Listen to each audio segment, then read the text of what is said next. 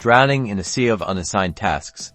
Let's transform that chaos into clarity by setting up Asana rules that automatically assign tasks, saving you time and boosting team accountability. First, navigate to the project where you want to automate task assignments. Click on the Customize button located in the top right corner of your project. Scroll down the Customize menu until you see Rules, then click the Add Rule button.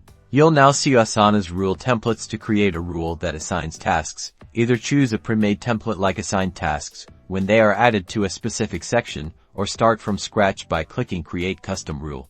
If you started from scratch, define the trigger for your rule. For example, you can set the trigger to be task is added to this project or task is moved to a specific section.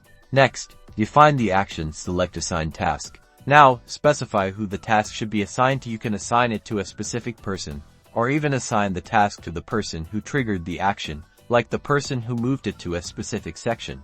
You can also add more actions to the rule. For example, you could also set the due date to automatically be set based on the trigger. Finally, give your rule a descriptive name and click Create Rule. Congratulations!